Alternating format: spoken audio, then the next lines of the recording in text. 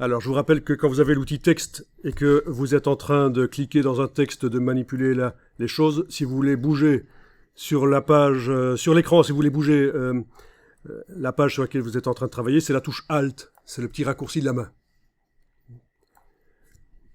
Voilà, alors allons voir un peu on va s'intéresser aux sous-titres, différentes manières de faire des sous-titres. Donc, allons voir un peu les styles de paragraphes. Menu texte, style de paragraphe. Alors, dans groupe de style 1, parce que manuellement, les styles du document ont été regroupés là, enfin certains des styles. Groupe de style 1. Il faudrait en fait d'ailleurs créer plusieurs groupes pour que ce soit plus compréhensible à un certain moment. Je vous rappelle que là, on est en train de mettre au point un document, surtout les styles du document, les différents styles, style d'objet, style de caractère, de paragraphe, c'est ça l'idée. Et après, à un certain moment, quand tout sera mis au point, il faudra se débarrasser de toutes les pages et démarrer un nouveau document, mais déjà avec tous les outils qui seront prêts, là, les styles. Ce sera très facile de faire un nouveau document valable visuellement. Donc ce document-ci, si on regarde les différentes pages, visuellement, il n'est peut-être pas extraordinaire. Ça ressemble pas vraiment à un document valable. Par contre, au niveau des styles utilisés, ça va. C'est le positionnement des éléments qui n'est pas génial. Donc, voilà, c'est ça l'idée. On est en train de mettre au point, un peu comme si je démarrais un magazine, je fais d'abord une charte graphique du magazine, je mets au point l'aspect des pages. Une fois que c'est défini, je suis bon pour 2-3 ans avec cette charte pour faire les magazines suivants, toujours sur le même modèle. Alors, si on clique avec l'outil texte dans un des titres, la palette des styles paragraphes nous montre que c'est titre de second niveau, version 2. Bien. Alors, ce que je vous propose de faire, c'est dupliquer ce style titre de second niveau et vous-même choisir la police de caractère, la dimension des polices, l'alignement. Est-ce que vous voulez un alignement à gauche, à droite ? Est-ce que ça colle sur la gauche de la colonne, sur la droite? La couleur des titres. Donc ici, on va remarquer que le corps du texte, le texte principal, le body text, est dans une police, c'est du Adobe Garamond Pro. C'est une police avec empattement. Vous voyez, les petites pattes au bout des caractères. Et pour le titre, on a utilisé une police bâton, une police sans empattement. C'est pas interdit de contraster comme ça les polices. Les puristes diront, oui, on peut faire ça, mais il faut que les polices, les deux, aient été créées par le même typographe. On va pas pousser le bouchon jusque-là. Ici, c'est une formation d'initiation InDesign. Et si vous arrivez déjà à obtenir un document meilleur que ce qu'on a dans Word, c'est déjà extraordinaire. Et là, je pense qu'on est sans problème, déjà largement au-delà au niveau des facilités de manipulation, des images, des textes, placement texte-image. On est largement au-delà des capacités de Word. Donc voilà, l'idée c'est qu'en tant qu'infographiste, même si vous n'êtes pas metteur en page professionnel, vous aurez d'office, à mon avis, la suite Adobe sur votre ordinateur et vous aurez d'office InDesign, autant savoir l'utiliser. Et même si vous ne savez pas démarrer, faire un document au départ de zéro, utiliser un document comme celui-ci et l'adapter, c'est bien. On en voit aussi sur le web des documents InDesign, des modèles. Ok, donc vous allez avec la flèche noire cliquer à côté de tout. C'est toujours plus sûr, à partir du moment où on va aller manipuler les styles dans la palette des styles, de cliquer à côté de la page avec la flèche noire pour que rien ne soit sélectionné, comme ça on ne va pas appliquer un style par erreur quelque part dans le document. Et vous allez faire un clic droit, dupliquer un style sur le style qui s'appelle titre de second niveau version 2. Et vous avez vu qu'il y a déjà une version 3, donc là vous allez l'appeler version 4. Qu'est-ce qu'on est en train de faire là? On est en train de faire plusieurs styles de sous-titres pour pouvoir décider, tiens, comparer quel est celui qu'on va finalement utiliser. Plutôt que de rester toujours sur le même style et le modifier et ne pas pouvoir facilement comparer avec ce qu'on avait avant, dans le même document, on va avoir les différents styles accessibles. Vous allez voir qu'on va faire la même chose aussi pour le style de corps de texte, on va faire des variantes et on va pouvoir combiner, tester. Titre de second niveau version 4, voilà. D'après aucun style, c'est très important. On ne crée pas de parentage de style. Ce style-là n'est pas l'enfant d'un autre style. Parce que sinon, si je modifie l'autre style, ça va modifier celui-ci. Il va y avoir un parentage, donc il faut bien vérifier qu'il est indiqué ici d'après aucun style. Les parentages de style, c'est très bien, mais il faut les faire quand on a envie que ça se fasse. Ok. Voilà, vous avez votre titre second niveau version 4 qui s'est mis là. On peut même le bouger dans l'empilement ici. Alors. Il ne veut pas bouger? Si, il veut bouger.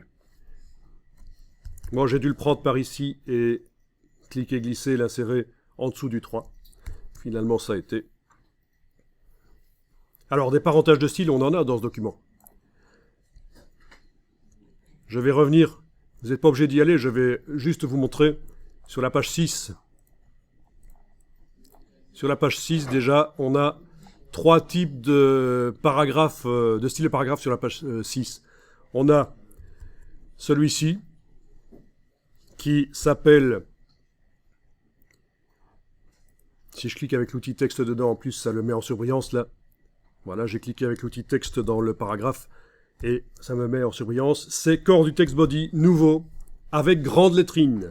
Ben oui, on voit qu'il y a une grande lettrine. Celui-ci, si je clique dedans, corps du text body nouveau avec petite lettrine. Et l'autre, qui n'a pas de lettrine, celui-là, par exemple, corps du text body nouveau.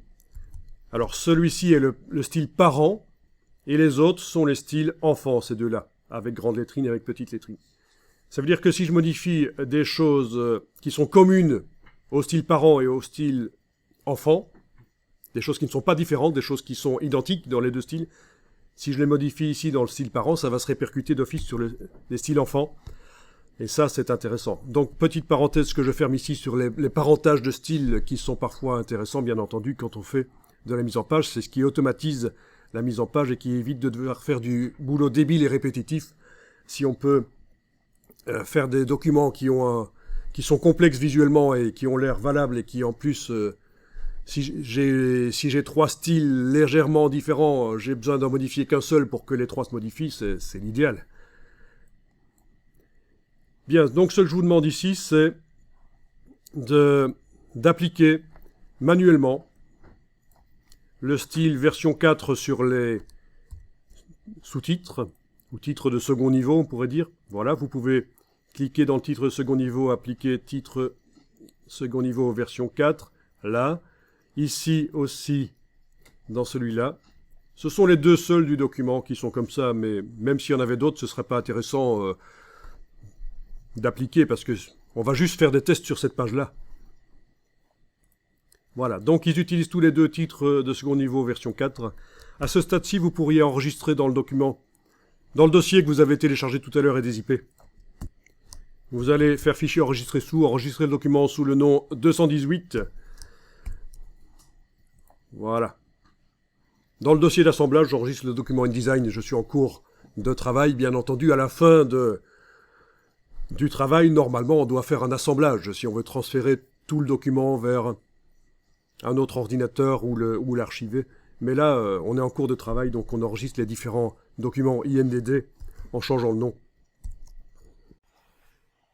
Donc voilà, on a affaire à deux paragraphes qui utilisent un style. Pour modifier, pour faire des tests, on va le faire par le style. Donc je vais pas aller dans la palette paragraphes ou dans la palette caractères modifier les choses. Oui, on pourrait modifier un des deux et puis aller demander dans le menu de la palette des styles de paragraphes, redéfinir le style. Donc le paragraphe dans lequel on aurait travaillé remettrait à jour le style. Mais non, ici, je ne vais pas jouer avec la modification manuelle locale du texte. Donc je clique à côté de tout, à côté de la page, rien n'est sélectionné. Je double-clique sur titre de second niveau version 4.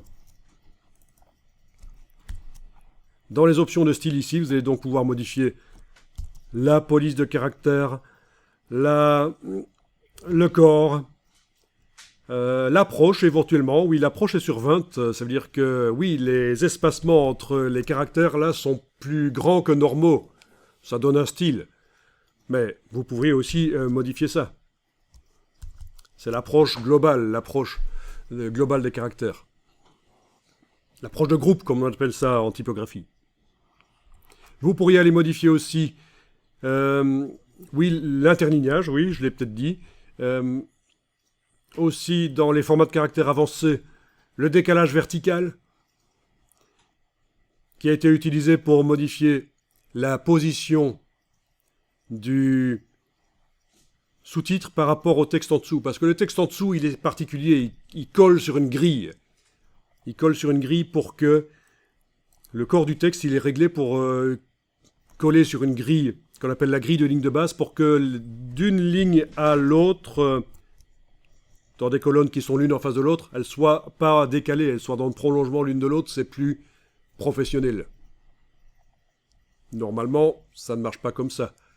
À partir du moment où vous insérez des titres qui ont certaines dimensions, ils commencent à tout décaler d'une colonne à l'autre, vous ne savez pas les lignes l'une en face de l'autre. Donc je vous le dis, le style corps du texte body nouveau est réglé pour que le texte colle sur la grille de ligne de base. Et de ce fait, pour arriver à positionner comme on veut le titre par rapport au texte, on a dû ici jouer sur le décalage vertical. Vous allez pouvoir aussi jouer sur le retrait espacement, oui, éventuellement, l'espace après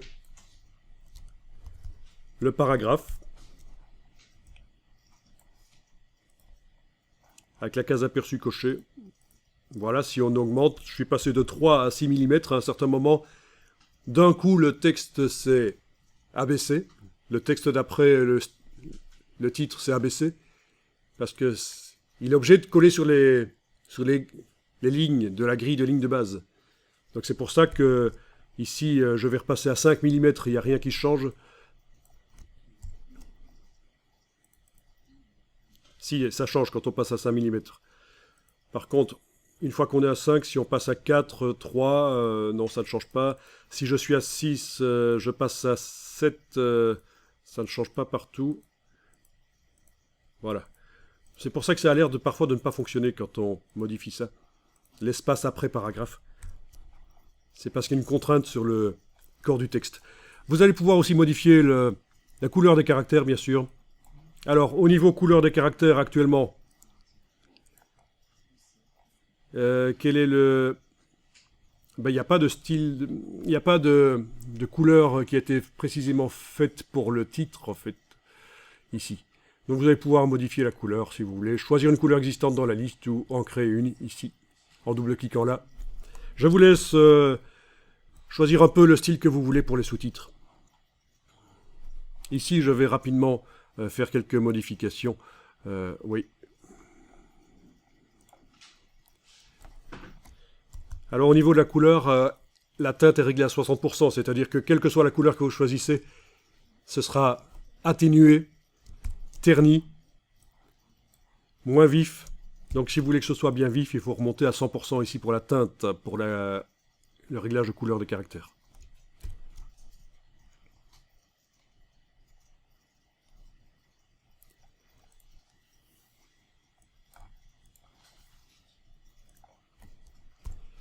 Au niveau de la police, si vous connaissez le nom de la police, vous commencez par la taper.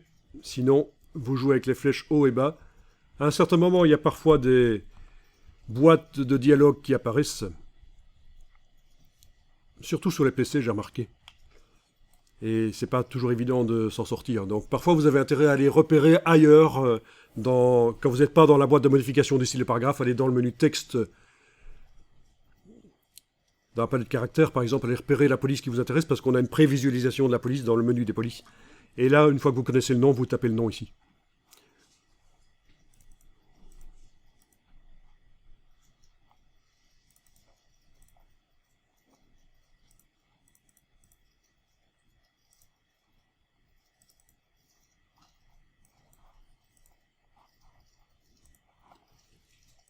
Voilà, une fois que vous avez modifié votre style, vous enregistrez le document.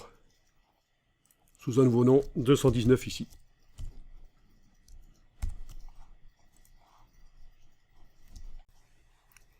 Bon, alors ici, chez moi, j'ai un petit problème. L'espace après paragraphe n'est pas le même. Je vais aller modifier ce style version 4 et c'est certainement au niveau du retrait et espacement que ça va pouvoir se régler. Donc toujours pour titre de second niveau version 4, retrait, espacement, je vais aller modifier l'espace après en ayant la case aperçue cochée en bas à gauche. Et j'allais voir si j'arrive à obtenir la même chose sur les deux.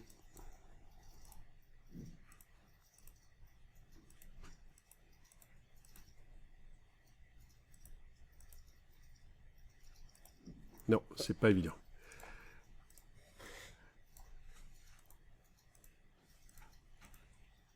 En modifiant le corps du titre, j'arrive à avoir la même chose.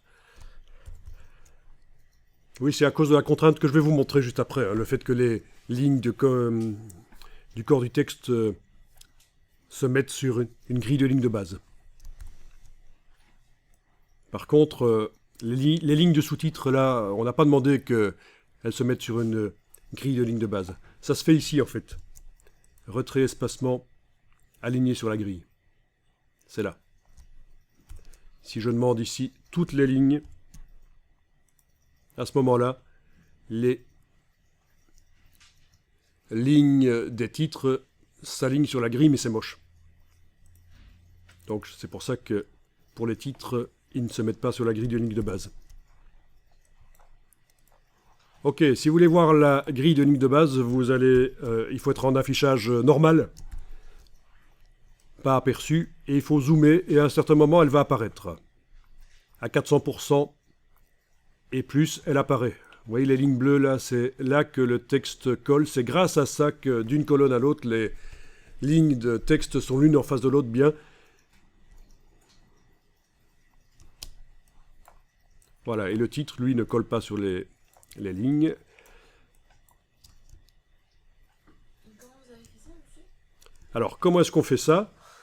Ça se fait en repérant d'abord quel est l'interlignage utilisé dans le corps du texte. Donc ceci, vous ne faites pas, je réponds à la question, comment est-ce que ça a été fait? Corps du texte, body nouveau. Format de caractère de base, 17 points d'interlignage. Une fois que vous avez repéré l'interlignage, que vous avez choisi, vous avez mis au point un corps de texte, vous avez choisi un certain interlignage, vous le notez celui que vous avez choisi, et il faut aller dans les préférences de InDesign, les préférences grille, et aller mettre ici, pour grille de ligne de base, le même pas, 17. Comme ça, on synchronise les lignes bleues, là, la grille de ligne de base, ont le même espacement que l'interlignage du texte. Et dans le style de paragraphe, corps du texte body nouveau, il a été mis à retrait espacement que toutes les lignes du paragraphe doivent coller sur la grille de ligne de base. Voilà. Donc ça répond à la question, comment est-ce que ça a été fait? Voilà, voilà. Donc c'est ce qui fait la différence petit à petit. À force d'ajouter des détails qui ont l'air un peu débiles comme ça, pris séparément, vraiment des détails de perfectionniste, mais à force de les additionner dans un document, on arrive à s'éloigner petit à petit d'un document Word et à obtenir un truc qui visuellement va être plus valable. Alors enregistrez le document une fois que vous avez fait ça. 220 ici. Voilà, comme ça on garde la trace de ce que vous avez fait. Et vu que vous êtes débutant, si jamais vous foirez, vous aurez au moins la version d'avant rapidement. Avec peu de différence avec la version sur laquelle vous êtes en train de travailler. C'est ça l'idée, d'enregistrer aussi régulièrement sous un nom différent. Bien entendu, en situation de production normale, on n'enregistre pas comme ça toutes les 3 minutes. Hein. On est d'accord. Eh bien, je vous propose de faire la même chose aussi pour le corps du texte. Vous cliquez à côté de tout avec la flèche noire et vous allez dans corps du texte body nouveau. Vous allez double-cliquer déjà sur ce style-là. Donc rien n'est sélectionné, attention, hein, parce que si vous avez le bloc qui est sélectionné au moment où vous allez double-cliquer sur corps du texte body nouveau, il est possible qu'il s'applique sur tout, mais là ça n'a pas fait, c'est bien. Donc vous cliquez à côté de tout, c'est toujours plus prudent. Vous allez dans corps du texte body nouveau Voilà. Juste pour le renommer, on va indiquer aligné sur la grille. Voilà. Il y a plusieurs grilles dans InDesign. Il y a aussi la grille, c'est les petits carrés qu'on peut afficher sur toutes les pages, comme un cahier quadrillé. Et puis il y a la grille de ligne de base. C'est déjà deux types de grilles. Mais enfin, en indiquant aligné sur la grille, vu que c'est du texte, vu que c'est un style de paragraphe, je sais que c'est la grille de ligne de base. Ok. Donc voilà, on a précisé que le corps du texte est aligné sur la grille. Les lignes bleues que vous voyez là, c'est des repères. Hein. C'était pour le placement des blocs.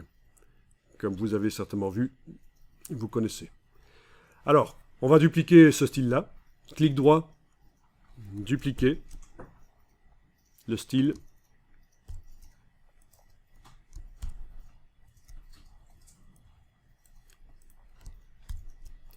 Et je vais indiquer ici que c'est la version 2. VS2. OK.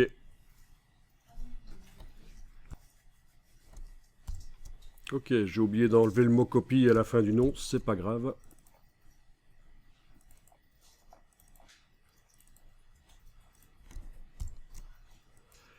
Ok, là je suis en train de modifier à nouveau le style pour aller modifier le nom. Petite astuce si vous modifiez les noms des styles comme ça, que ce soit dans InDesign ou ailleurs, quand vous modifiez un nom comme ça, parfois le nom est long et il sort de la boîte. Vous avez les flèches bas et haut qui vous permettent de passer rapidement du début du nom à la fin. Vous voyez les flèches haut et bas sur le clavier, ça peut aider. Donc là, j'utilise la flèche bas pour aller vers la fin du nom et touche suppression et je supprime copie. Donc bonne astuce qui peut faire gagner du temps. Bon ben là aussi, en n'ayant rien sélectionné, en cliquant à côté de la page, vous allez pouvoir aller modifier ce style, mais on va pas voir ce que ça va donner dans le document parce qu'on n'a pas appliqué ce style corps du texte body nouveau version 2, on n'a pas appliqué au paragraphe. On va faire ça, on va faire en sorte que dans tout le document, ou peut-être uniquement sur cette page-là, oui, uniquement sur cette page-là,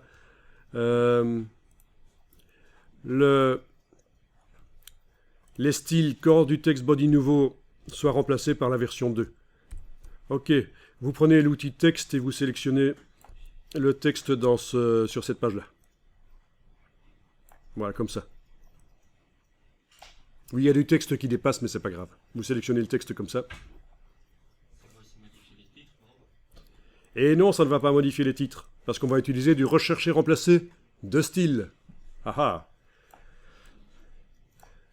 Vous allez dans édition, rechercher-remplacer. Alors, vu qu'on travaille sur peu de texte, c'est un peu ridicule, on aurait pu le faire les choses manuellement, mais je voudrais vous montrer qu'on peut faire du rechercher-remplacer de style, parce qu'on va l'utiliser aussi après pour faire des tests de variantes de mise en page. Donc, édition, rechercher-remplacer. On recherche dans la sélection. Bon, InDesign a repéré qu'on avait sélectionné du texte, donc il propose de faire la recherche dans la sélection, dans ce qui est sélectionné. Ici, vous n'indiquez rien, là non plus. Rechercher quoi, remplacer par quoi, il n'y a rien qui est indiqué. Par contre, vous allez ici, cliquer sur rechercher le format, vous cliquez là-dessus. Et ça, c'est peu connu par les débutants, que la boîte rechercher-remplacer peut servir aussi à rechercher un style de paragraphe, d'objet, de caractère, et remplacé par un autre style de paragraphe, d'objet, de caractère. Donc, ça automatise. Qu'est-ce qu'on recherche? Un style de paragraphe. Style de paragraphe qui s'appelle corps du texte body nouveau. C'est le body nouveau ou le body nouveau de la version 2? Mais c'est pas la version 2. Elle n'existe pas dans le document. C'est corps du texte body nouveau. Qu'on remplace par la version 2. Ici, à remplacer le format, vous allez indiquer que vous remplacez par la version 2. Donc, je vous montre une bonne astuce pour modifier tout un document, tous les styles d'un document, les titres, les remplacer par d'autres, ou le corps du texte, le remplacer par un autre. Vous auriez un document de centaines de pages, vous n'allez pas faire ça manuellement de manière débile. De toute façon, en infographie, il y a une règle absolue, enfin qui est valable aussi dans plein de métiers, de l'informatique.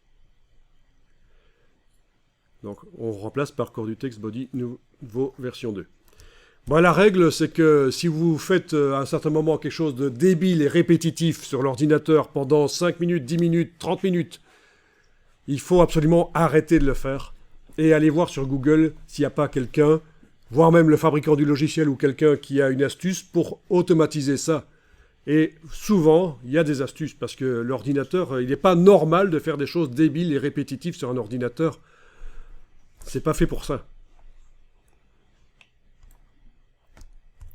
Donc, voilà, on va rechercher le corps du texte body nouveau aligné sur la grille par la même chose, mais version 2.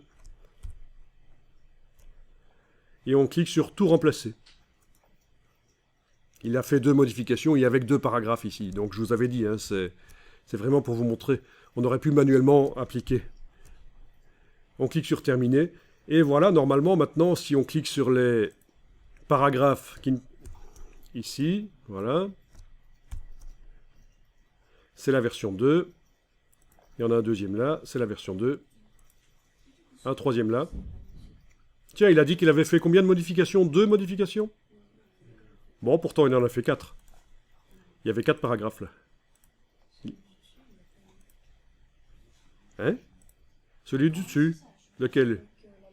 Ah ben non, forcément, puisque c'est pas corps du texte body nouveau. C'est corps du texte body nouveau avec grande lettrine. Mais c'est vrai que ce que tu dis là n'est pas idiot du tout.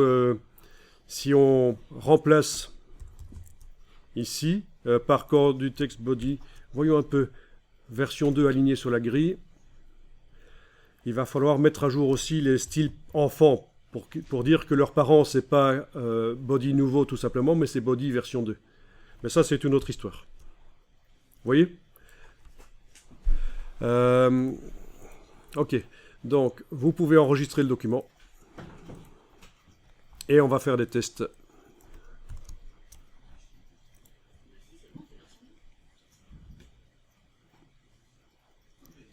Donc, je suis en version 2.121. Je clique à côté de tout avec la flèche noire. Et on va les modifier. Donc, on va faire les tests. Vous allez modifier comme vous voulez. Comme vous voulez.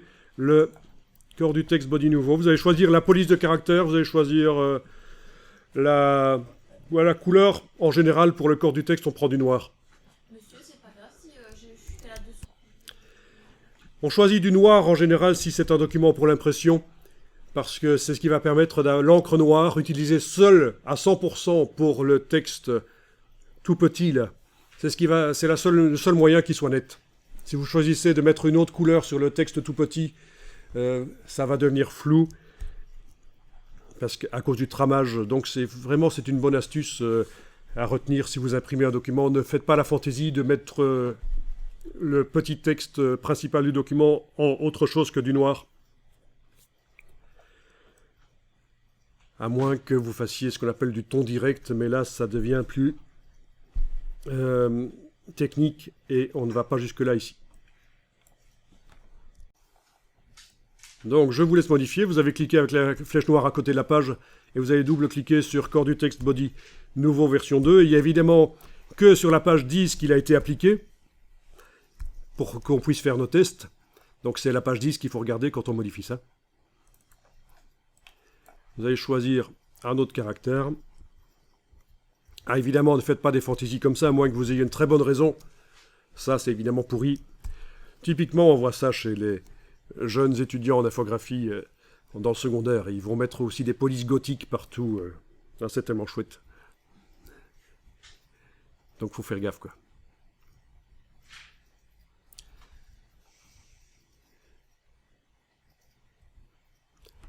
Alors, pour vraiment juger du résultat de la police, il faudra imprimer sur une imprimante laser noir et blanc pour vraiment voir ce que ça donne.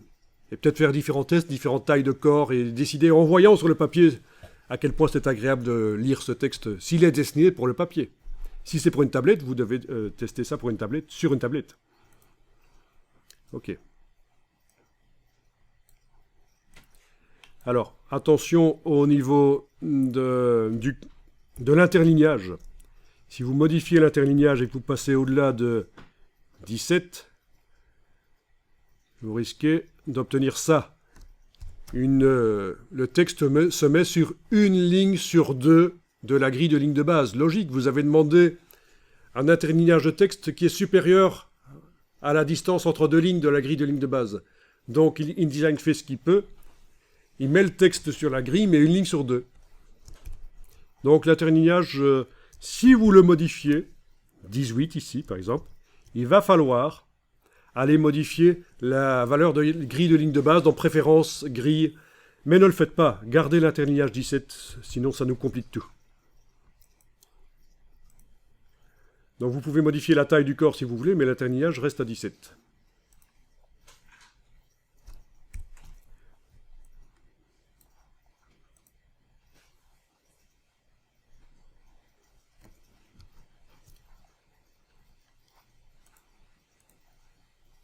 Bon, j'enregistre le document.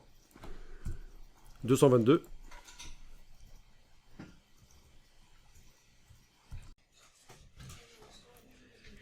Donc ici, je remarque que un des paragraphes de la page 10 n'a pas reçu le style sur lequel je viens de travailler. Donc je vais juste cliquer dans ce paragraphe-là et lui appliquer le style nouveau version 2, voilà. Ok. À partir de là, on va pouvoir faire des tests, voir ce que ça donne, ce corps du texte-là avec des variantes de sous-titres. Donc vous faites édition, rechercher, remplacer. Et si vous voulez, donc dans tout un document que vous avez mis au point, essayez de voir, tiens, qu'est-ce que ça donne si j'utilise un autre style de sous-titres. Donc sur des centaines de pages, ça va fonctionner. Il suffit d'aller... Bon, on va le faire sur le document, voilà, vous allez directement dans édition, rechercher, remplacer. On n'a pas fait de sélection sur le texte juste avant, donc ça va le faire dans tout le document. Et on indique bien sûr rien du tout ici. On ne commence pas à cliquer n'importe où ici parce que ça va faire des restrictions. On clique là dans rechercher le format et vous allez rechercher le format, le style de paragraphe.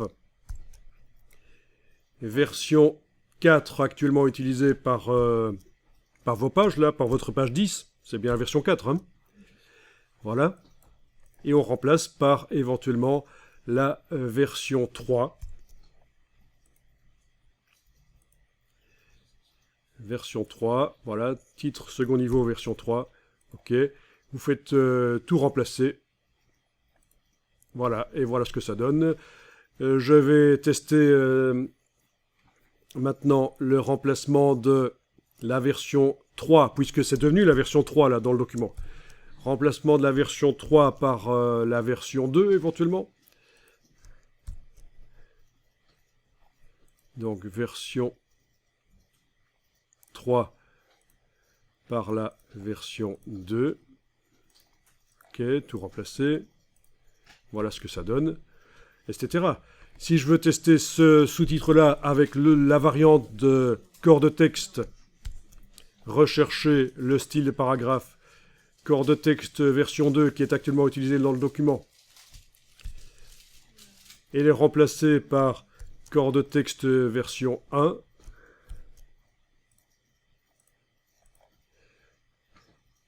Donc vous voyez, pour faire des recherches de design, ça peut être intéressant.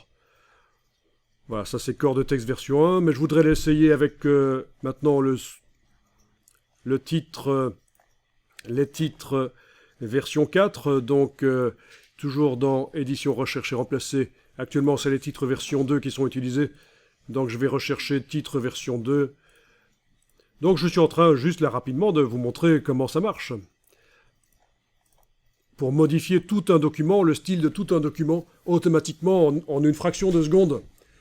Vous avez différents styles de corps de texte, différents styles de sous-titres. Vous pouvez faire des tests et vous pouvez peut-être chaque fois, si vous voulez, exporter le PDF, fichier, exporter le PDF, ou prendre une copie d'écran aussi, ça peut marcher. Commande majuscule 4 sur le Mac, commande majuscule 4. Le 4 qui est sur la barre du dessus sur le clavier. Commande majuscule 4 sur le Mac, ça vous fait la petite croix qui est là. Vous commencez en haut à gauche, vous terminez en bas à droite, vous avez fait une copie d'écran. Vous connaissiez ça, faire une copie d'écran sur le Mac. Commande majuscule, commande Shift et le chiffre 4 qui est sur le dessus du clavier. La petite croix apparaît, vous connaissiez pas? Ah bon, vous ne travaillez pas avec Mac, vous rigolez? Ça fait 6 mois que vous êtes en train de travailler avec Mac. Mais chez vous, vous ne travaillez pas avec Mac. Donc sur le PC, il faut faire un print screen. Il faut appuyer sur la touche print screen sur le clavier, c'est ça? Et puis il faut aller coller dans quelque chose, notamment une image Photoshop, c'est ça? Probablement, oui. À mon avis, sur le PC, d'après ce que j'ai vu, c'est comme ça. Il faut faire un print screen et puis aller le coller. Il est dans le presse-papier, il faut aller le coller quelque part. Mais il y a peut-être des systèmes à installer aussi sur le PC ou d'autres systèmes déjà installés qui permettent d'obtenir directement un fichier sur le disque dur. En tout cas, sur le Mac, c'est comme ça que ça fonctionne. Et ça se retrouve sur le bureau. Voilà, sur le bureau, vous avez la copie écran qui arrive. Ok. Et donc, je vous dis que, voilà, si vous faites vos différents tests là sur le Mac de remplacement de style, vous pourriez, comme ça, rapidement stocker ça sous forme de copie écran et pouvoir comparer, montrer ça éventuellement au client et comparer, quelle est la configuration. Et là, on n'a que 2 styles, on ne joue qu'avec 2 styles, mais si vous en avez 3, ça vous fait encore plus de possibilités. Enfin non, on a plus que 2 styles de sous-titres. Oui, on a 4 styles de sous-titres en fait. Puisque le premier se trouve là. 2 styles de texte, 4... oui, on a aussi 3 styles de texte. On a celui-ci qui n'est pas aligné sur la grille, corps du texte body tout simplement. Enfin voilà, tout ça, c'est un effet multiplicateur. Hein. Les possibilités sont immenses, vous n'êtes pas obligé de les tester toutes. Déjà, avec 4 styles de sous-titres et 3 styles de texte, ça me fait combien de variantes possibles? Ça devient de la probabilité. Ça peut être assez énorme. Ceux qui ont fait les maths. On est à combien, là? Ça dépend. Ça dépend? Ça dépend du nombre de sous-titres. Qu'on peut mettre ensemble, mais si on n'en met qu'un seul, ça fait quoi? 12 possibilités? Que tous soient les mêmes. Les 3 de chacun, ça fait à peu près 9, je crois. Oui. 3 styles de corps de texte et 4 styles de sous-titres. Ça fait 12 alors. Oui, 12 possibilités, voilà. Oui, oui. C'est vrai que si on pouvait panacher les sous-titres, mais non, on va dire que pour tout le document, c'est les mêmes sous-titres, pour tout le document, c'est les mêmes corps de texte, donc voilà. 3 possibilités de corps de texte, 4 possibilités de sous-titres, ça fait 12 variantes possibles. Voilà, vous n'êtes pas obligé de faire les 12, quoi. Ok. Donc, enregistrer le document.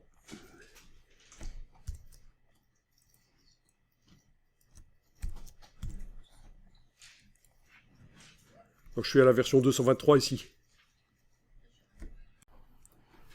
Donc vous avez peut-être une configuration différente de la mienne, point de vue choix du sous-titre et choix du corps de texte. C'est pas grave. Ce qui va être vu pour la suite ici va fonctionner. Alors, je pense que sur la page 10, vous avez de toute façon en colonne de gauche un grand paragraphe. On va le scinder. Vous allez mettre quelque part, et là je vais mettre en affichage normal, pour voir les balises et tout. Vous allez mettre quelque part le curseur, peu importe où, pas nécessairement ici bien sûr, cherchez pas ce mot-là. Juste à la fin d'un mot, vous mettez un point, et ensuite, vous allez enfoncer la touche retour chariot, la grosse touche sur le clavier, la touche que vous appelez la touche Enter, qui n'est pas vraiment la touche Enter, c'est une touche Enter spéciale, la grosse touche sur le clavier. Dans la plupart des logiciels, ça fait la même chose qu'on appuie sur la touche Enter qui est en bas à droite sur le clavier ou la touche Enter du milieu du clavier. Mais dans InDesign, c'est vraiment la touche retour chariot du milieu du clavier qui nous intéresse. Et vous avez créé un paragraphe. Voilà. Vous avez scindé un grand paragraphe en 2. Ça aide à la lecture, ça incite plus à la lecture en tout cas que d'avoir de longs paragraphes. Le texte ici est du faux latin qui a été généré automatiquement par InDesign et la longueur des paragraphes, c'est InDesign qui a choisi. Mais voilà, si vous avez des longs paragraphes dans un vrai texte, ça peut être intéressant de le scinder. Voilà, la touche retour chariot, ben, c'est tout simplement, ça vient des machines à écrire. À la fin de la ligne, il faut jouer avec la petite manivelle ici pour revenir au début de la ligne et en même temps faire tourner le rouleau. C'est de là que ça vient. Et alors sur le clavier, vous avez la flèche qui tourne là, qui symbolise justement ça. Le fait qu'on revient au début de la ligne et le rouleau tourne pour passer à la ligne suivante en même temps. Ça vient de là, bêtement. Vous avez plein de choses comme ça dans InDesign qui viennent d'anciennes techniques typographiques ou ici la machine à écrire. Enfin, ceci dit, si vous connaissez un peu l'histoire de l'imprimerie, la linotype était une espèce d'hybride entre l'imprimerie et la machine à écrire. Et donc, voilà. Je ne vais pas m'étendre plus là-dessus parce que ça ne sert à rien. De toute façon, on n'est pas là pour se plaindre que le monde a changé. Le monde a changé dans le bon sens, de toute façon. Contrairement à ce que la plupart des gens disent. Ici, on va travailler sur le deuxième paragraphe que vous venez de créer. En fait, voilà, vous avez créé un paragraphe. Et on va faire un style de sous-titres différent que vous avez peut-être déjà vu dans des magazines. C'est un style qui est intégré au paragraphe. Alors, on va manuellement le mettre au point et puis on va faire en sorte qu'il puisse être appliqué rapidement sur n'importe quel paragraphe. Alors, vous allez sélectionner le début de votre paragraphe. On va imaginer, c'est du faux latin, ça veut rien dire, que ces mots-là sont un sous-titre, mais un titre de troisième niveau, en fait, puisqu'on a déjà un titre de deuxième niveau ici, et quelque part ailleurs dans le document, vous avez les grands titres, les titres de premier niveau qui existent. Donc c'est quelque part dans l'article, pour agrémenter l'article, pour le rendre moins monotone, et pour aussi que le lecteur puisse faire une lecture en diagonale de l'article, c'est-à-dire juste lire peut-être dans un premier temps les sous-titres et les titres de troisième niveau pour savoir de quoi ça parle. Voilà, on va mettre au point ça. Donc le texte au kilomètre, il faut éviter, il faut agrémenter ça avec des sous-titres et des titres de second niveau, des accroches, aussi des extraits de l'article sur le côté. Ça, c'est autre chose. Alors, vous avez sélectionné ça, vous allez dans la palette caractères, menu texte caractères, on va manuellement modifier ça. On est en quoi? Dans une police que vous avez choisie peut-être. Est-ce que vous avez Adobe Garamond Pro ou vous êtes dans votre style que vous avez choisi tout à l'heure? J'espère que votre style a la variante bold. Sinon, ça veut dire que vous avez peut-être choisi un style qui est vraiment particulier, un typo un peu artistique, et il n'a peut-être pas la variante bold. Regardez si vous avez la variante bold. Et si on l'a, on peut la garder. Ah, si vous l'avez, il faut la choisir. On va prendre du bold. Vous avez du bold? Oui. Ok. Si vous n'aviez pas eu du bold, je vous aurais dit de changer la couleur. Ou alors, on aurait fait du faux gras. On aurait peut-être pu faire du faux gras, du faux bold, en mettant un contour au texte. Il y a le contour ici. En mettant un tout petit contour de l'ordre du dixième de millimètre au caractère, on peut donner l'impression qu'il s'épaissit. C'est ce qu'on appelle le faux gras. Rien à voir avec le faux gras de... C'est Gaïa qui fait ça pour les fêtes de fin d'année. Non, ça date de beaucoup plus longtemps. Le faux gras, c'est un truc en typographie qui date de très longtemps. C'est prendre une police qui n'existe qu'en régular et qu'en taille en graisse normale, et avec un contour, lui mettre une épaisseur. Mais donc là, vous avez tous, vous me confirmez, le bold. Bon, sinon, si quelqu'un n'avait pas eu le bold, on aurait pu juste changer la couleur. Là, vous avez donc le texte qui apparaît différemment du reste du paragraphe.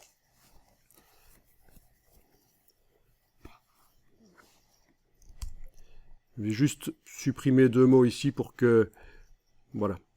Un mot pour qu'on voit bien que la suite de la ligne, c'est la taille normale, l'épaisseur normale. Voilà. Tout le monde comprend bien.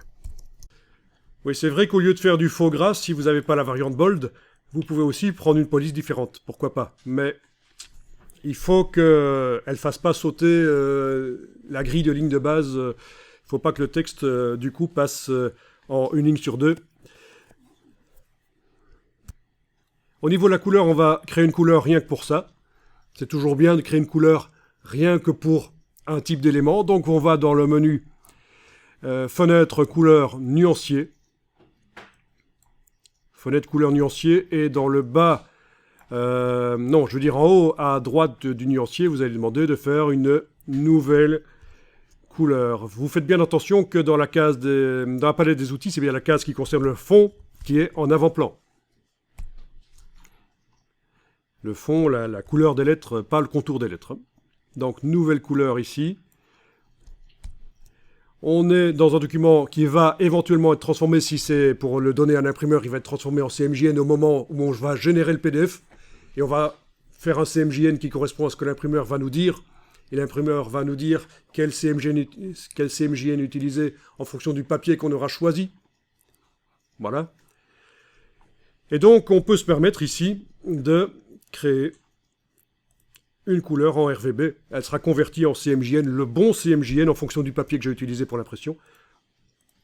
Et si je décide de changer de type de papier, il n'y aura pas de problème si j'ai déterminé mes couleurs en RVB.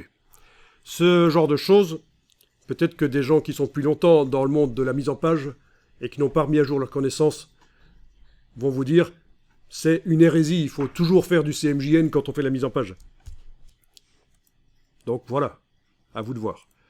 Vous choisissez une couleur qui n'est pas trop claire.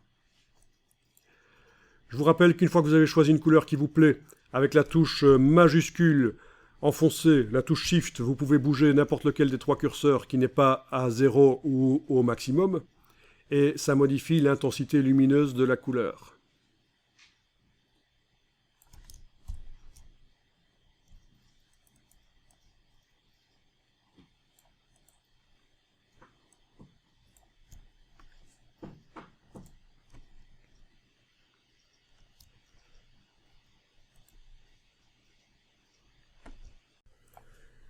Bien, vous avez mis au point le style de sous-titre, qu'on va appeler un sous-titre de 3e niveau, mais imbriqué. Il est imbriqué dans le paragraphe.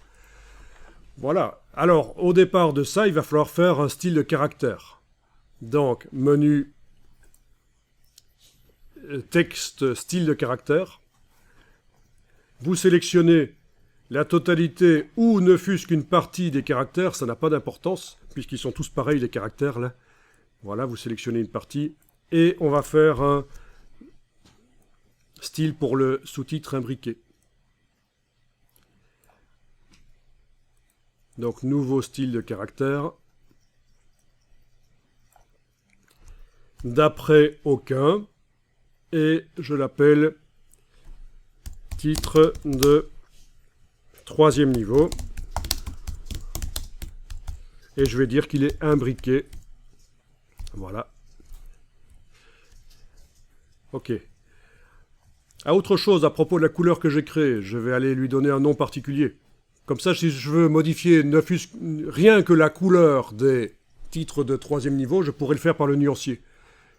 En double-cliquant sur la couleur, je n'aurai pas besoin d'aller modifier le style de caractère. Alors, menu, fenêtre, couleur, nuancier. Donc, la couleur que j'ai créée, elle est là en bas. Tant que j'y suis, je vais aller double-cliquer sur elle. Décocher, nommer selon la valeur chromatique, l'appeler couleur pour titre de 3e niveau imbriqué. Vous n'êtes pas obligé de taper autant que moi. Je veux dire, si vous êtes lent pour taper, faites des raccourcis. Du moment que vous reconnaissez à quoi elle correspond, cette couleur, elle sera utilisée uniquement, cette couleur-là, pour ça.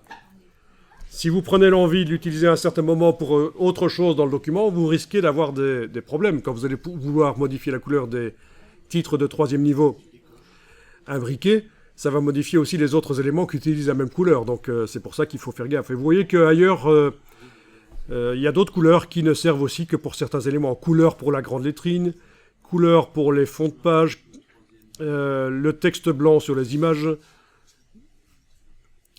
couleur de fond de bloc d'extrait d'article, couleur des titres de second niveau, voilà, blabla, plein de choses. Donc c'est intéressant de nommer ces couleurs comme ça. D'office, dans InDesign, les couleurs sont globales. Si on modifie la couleur dans le nuancier, ça modifie dans le document. Dans Illustrator, il faut le demander, la couleur globale. Quand vous faites une couleur dans Illustrator, elle n'est pas d'office global, mais c'est possible de le faire. Vous voyez, et comme ça, quand vous modifiez la couleur dans le nuancier, les éléments de l'illustration qui utilisent cette couleur se modifient aussi. Bonne astuce pour faire des tests dans Illustrator. Vous pouvez choisir des couleurs pourries au départ et vous les modifiez après dans le nuancier. Et vous prenez votre temps de choisir les bonnes couleurs. Alors voilà, ce qu'on va faire, c'est éventuellement réappliquer sur ce paragraphe. Vous avez bien votre style de caractère qui a été créé là. Titre de 3e niveau imbriqué. Là aussi, si on faisait des groupes dans la palette style de caractère, on s'y retrouverait un peu mieux. À un certain moment, ça va devenir nécessaire. Si vous travaillez un jour avec des documents InDesign modèles que vous achetez sur le web ou que vous avez reçus gratuitement, vous allez voir que ça peut être très complexe au niveau des styles. Il peut y en avoir beaucoup. Et il y a parfois même aussi un mode d'emploi pour indiquer comment utiliser le document.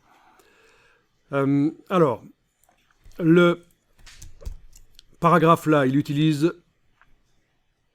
Ok, corps du texte, bien. Donc oui, on ne peut pas le réappliquer parce qu'il n'y a pas une modification vraiment, c'est au niveau du style de caractère. Donc on va sélectionner les caractères ici et on va les retirer. Ah oui. Ok. Oui, c'est ça qu'on va faire. Vous allez devoir sélectionner les caractères que vous avez modifiés, même éventuellement débordés, il n'y a pas de problème. Donc là, ça vous indique que par rapport à la définition du style ici, il y a eu des modifications, le petit signe plus. Il faut réappliquer le style, passer outre des modifications manuelles qui ont été faites, les supprimer, les oublier. C'est en faisant Alt-clic sur le style, le petit signe plus s'en va. Vous vous êtes débarrassé de la modification. Bon, bien sûr, manuellement, on aurait pu sélectionner le texte modifié, le faire repasser en régular au lieu de bold, le faire passer en noir au lieu de la couleur que vous avez choisie. Mais bon, réappliquer le style, ça marche aussi. Oui, vous êtes peut-être en train de travailler sur le texte version 2, vous. Oui, moi aussi. Ah oui, ben dans ce cas-là, vous avez le petit signe plus à côté de VS2, quand vous sélectionnez. Non? Bon, ben il va falloir manuellement sélectionner le texte, le faire repasser par la palette caractères en régular, et lui donner la couleur noire qu'il avait. Et normalement, vous avez du texte qui ressemble à ce qu'il était avant que vous fassiez la modification. Donc tout ça nous a servi à faire le style de caractère titre de 3e niveau imbriqué. C'était le but. Il est fait. Voilà, donc votre texte utilise le style de paragraphe. Ben, soit body nouveau tout simplement, soit la version 2. Ok? Vous allez modifier le style utilisé par votre texte. D'abord, on va cliquer à côté de tout avec la flèche noire, rien n'est sélectionné. Vous allez double-cliquer sur le style utilisé par votre texte. Donc chez moi, c'est la version 1 qui est finalement utilisée, pas la version 2. Mais chez vous, c'est peut-être la version 2. Vous double-cliquez à droite du style qui est utilisé. Et vous avez ici une rubrique qui s'appelle « Lettrines et styles imbriqués ».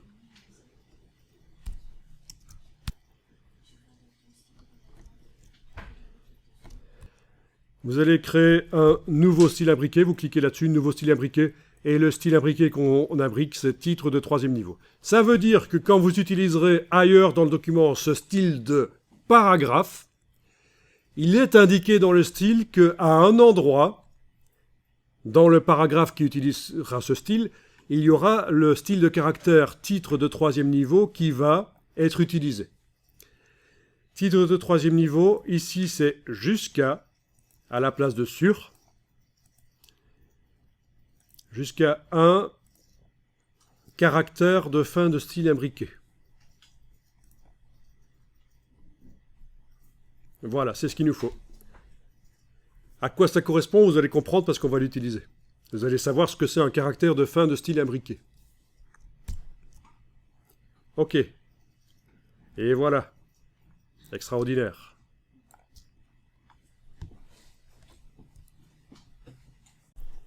Alors, comment ça fonctionne? eh bien, le style qui est imbriqué, le style de caractère qui est imbriqué dans le style de paragraphe ici, surtout ne faites pas Alt-clic là, hein. Vous laissez bien le petit signe plus. Donc le style qui est imbriqué s'applique jusqu'à ce que dans le texte il rencontre une balise spéciale qui s'appelle une balise de fin de style imbriqué. Vous allez pouvoir tester, vous passez éventuellement en affichage normal et vous mettez le curseur quelque part dans le texte là où vous voulez que le titre imbriqué s'arrête. Et vous allez faire un clic droit, insérer un caractère spécial, autre, fin du style imbriqué ici. Alors, il y a possibilité de faire un raccourci clavier pour les fonctions qui n'en ont pas. Si vous devez souvent faire ça, vous n'allez pas chaque fois aller, clic droit, insérer un caractère spécial, autre, fin de style imbriqué ici, ça prend du temps. Donc techniquement, il est possible de faire un raccourci clavier, mais dans un premier temps, on ne va pas le faire. Voilà, vous avez imbriqué. Vous la voyez, si vous êtes en affichage normal, vous voyez les balises, vous voyez cette balise, le backslash, l'anti-slash, cette balise qui apparaît comme ça, c'est une balise de fin de style imbriqué.